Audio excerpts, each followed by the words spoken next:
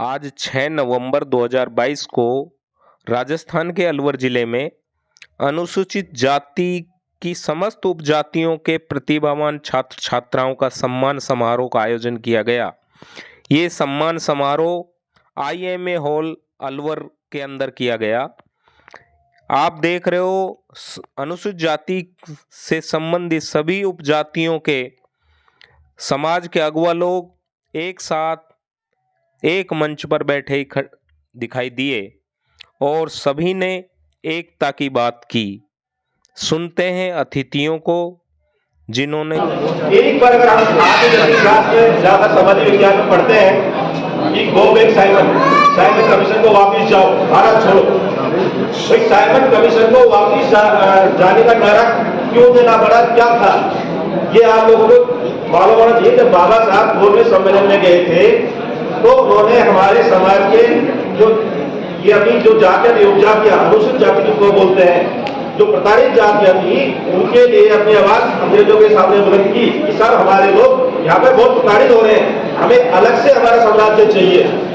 तब उस चीज को वेरिफिकेशन करने के लिए साइमन कमीशन अंग्रेजों द्वारा बनाया गया।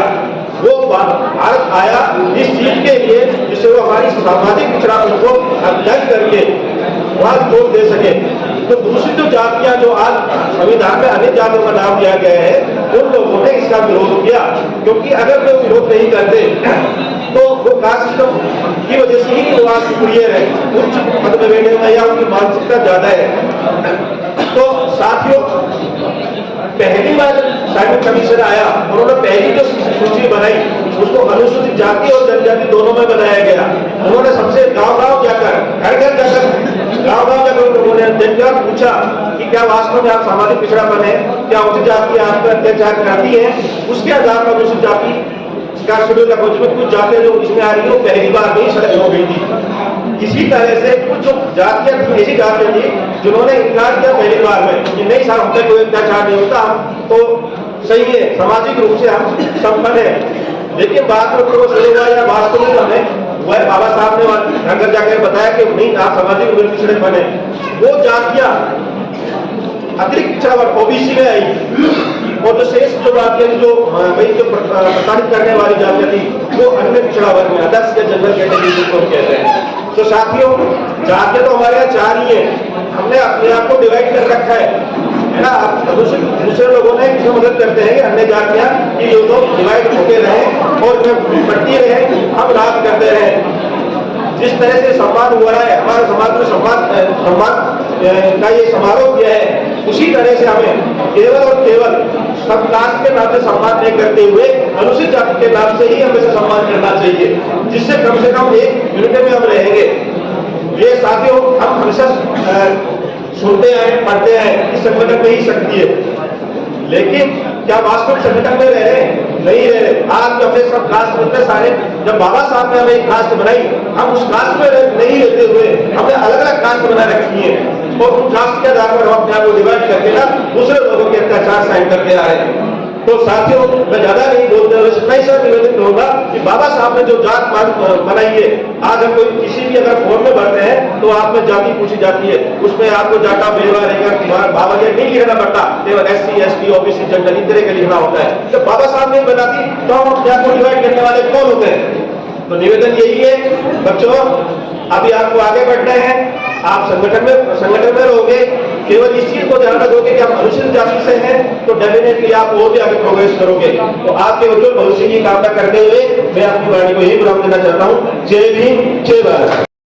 अनुसूचित जाति और बहुजन समाज के लोगों के द्वारा हुए, चाहे वो झोपड़ी बनाने की बात थी, चाहे वो गाड़ी बनाने की बात थी, चाहे वो हल बनाने की बात थी, चाहे वो खेत जोतने की बात थी, बीज बोने की बात थी, चाहे कपड़ा बनाने की बात थी, ये तमाम आविष्कार यदि किसी ने किए तो बहुजन समाज के लोगों ने किए।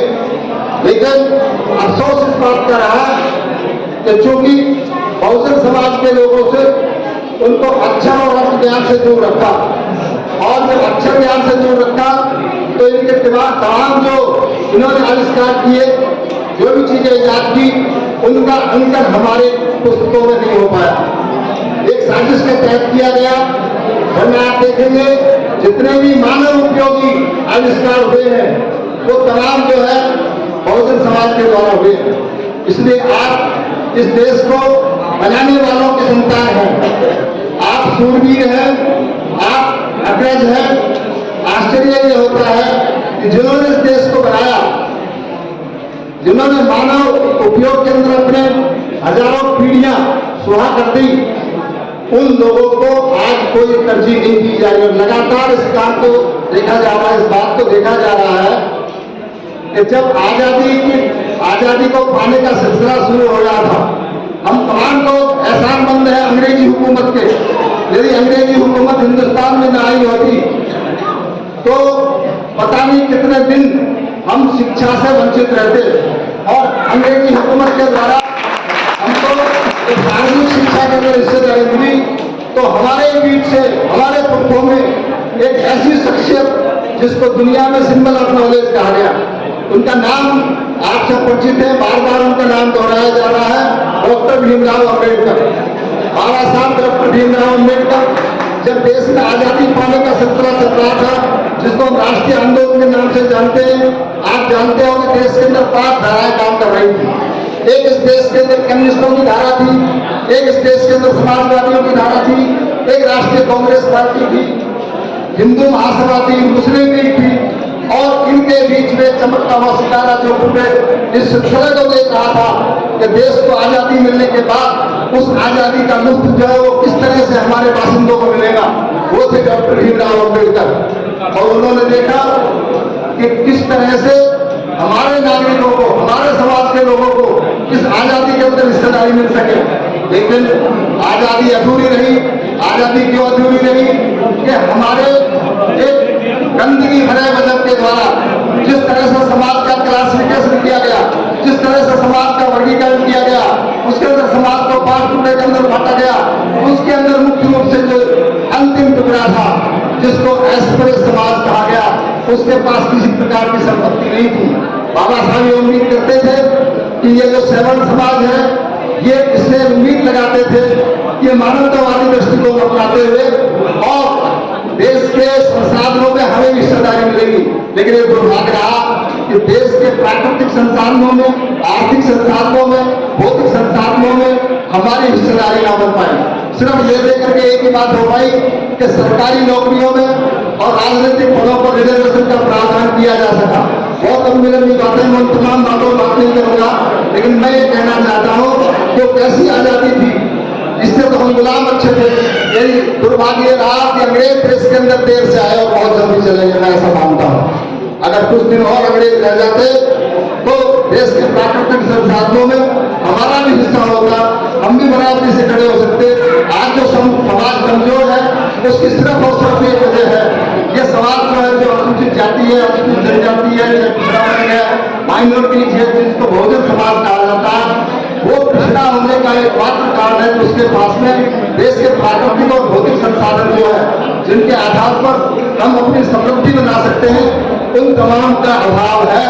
और ये आजादी अधूरी इसलिए रही कि वहां जब आजादी मिल रही थी तो कोई भी जिनके पास बड़ी बड़ी जमीनें हैं, जिसके पास बड़ी बड़ी इंडस्ट्री है, उन लोगों ने, उनके बाप दादाओं ने मजदूरी करके नहीं बनाई, बल्कि इस सामाजिक संरचना के तहत उनको मिली थी और उसका फायदा उठाते हुए आज भी वही लोग आगे हैं। आप एक बात और देख रहे होंगे कि ये एस्पिरेशन आज भी जिंदा है। इसके लिए हमें संगठित होना पड़ेगा और संगठित होने के लिए जरूरी है कि हम देखिए, देश के अंदर सीधी सी लड़ाई मनुवाद और अम्बेडकरवाद के बीच में है। इस बात को हमें गहराई से समझना पड़ेगा। जो लोग आडंबर और अंधविश्वास में पड़े रहेंगे तो वो मनुवाद के समर्थक है। अगर आप आडंबर और अंधविश्वास से दूर हटेंगे तो आप अम्बेडकरवाद के समर्थक हैं। हमारे घरों के अंदर देवी देवता पूजे जाते हैं, हम उनकी गुलामी करते हैं। समाज के अंदर जो जाति विभाजन है, ब्राह्मण को श्रेष्ठ माना जाता है, महंत को निकृष्ट माना जाता है। तो ये जो हमारी समझ है, इससे ऊपर उठना पड़ेगा। हमें अपना स्वाभिमान देखना पड़ेगा। हम स्वाभिमानी लोग हैं, हमने देश को, हमारे पुरखों ने देश को बनाने का काम किया है। बहुत बहुत धन्यवाद। जय भीम, जय भारत। मत रहना। भारत के जर्रे जर्रे में अपना अपना हिस्सा है, बुला बुला कर कोई दोगा इस धोखे में मत रहना।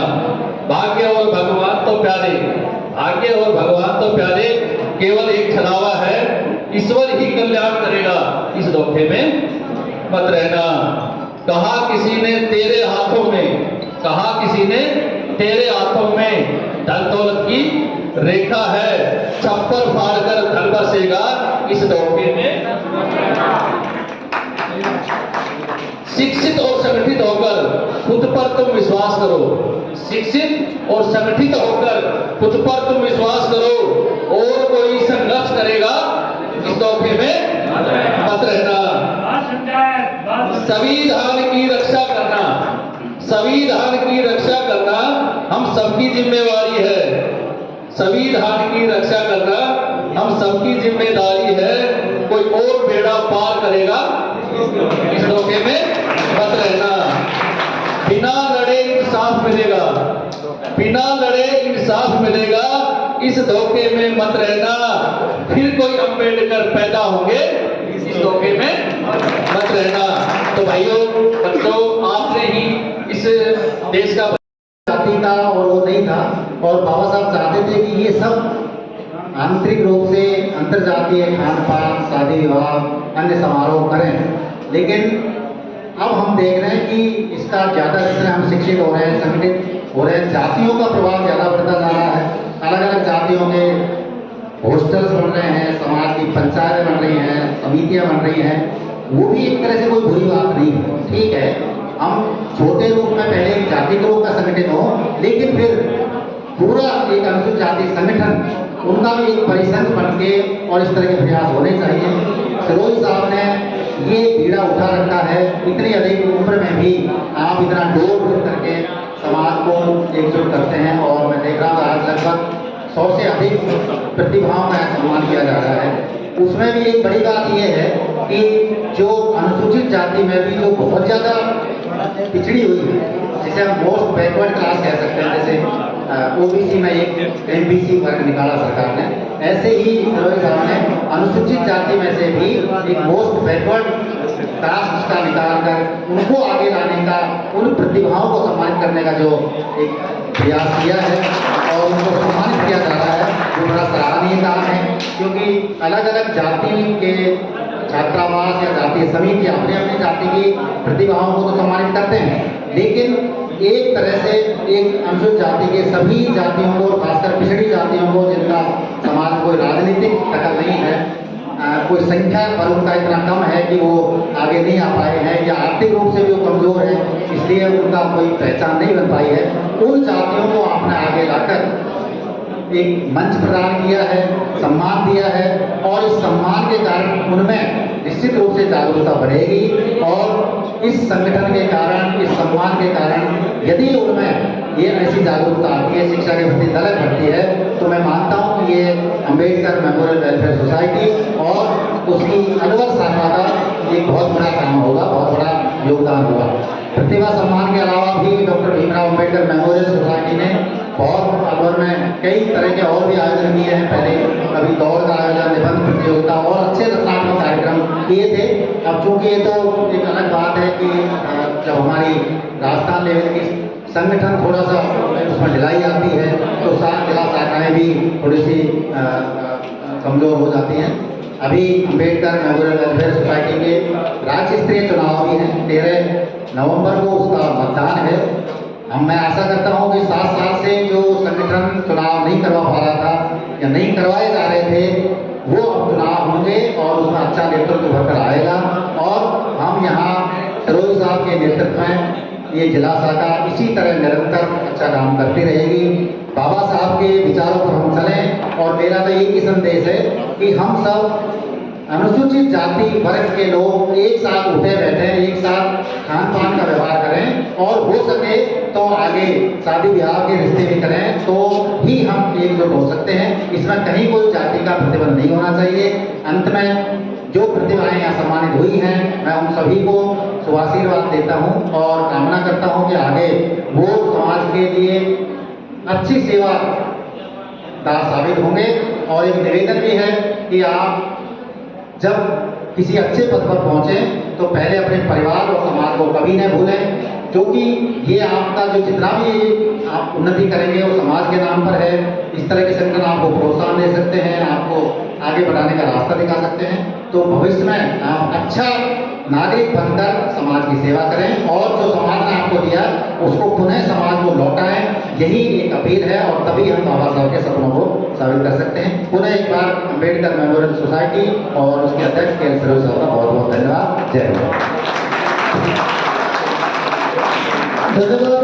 सभी अतिथियों के भाषण के साथ साथ समाज के प्रतिभावान छात्र छात्राओं का सम्मान किया गया।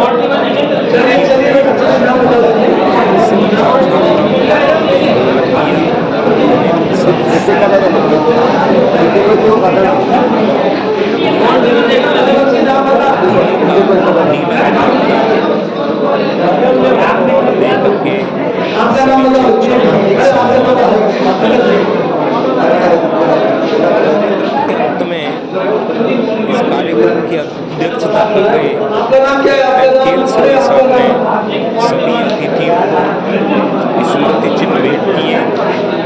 सभी अतिथियों का सम्मान करते हुए सभी प्रशंसक इसी तरह के लिए सहयोग का समय देते रहे, आने वाली प्रतिभाओं को इसी तरह सम्मानित करते रहें। माननीय कैप्टन के.एल. सिरोही साहब ने सभी अतिथियों का स्मृति चिन्ह देख करके स्वागत किया और कार्यक्रम के अंत में जितने भी प्रतिभावान छात्र छात्राएं थे सभी के साथ ग्रुप फोटो लिया गया। सभी को बहुत बहुत बधाइयाँ दी गई और कार्यक्रम के समापन की घोषणा की गई।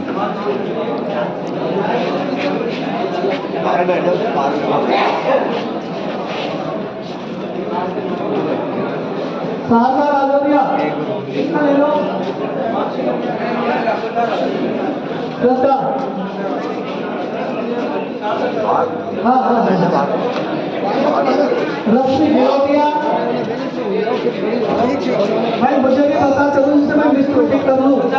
हाँ ये मिल गया, हाँ वो दो मिल गया।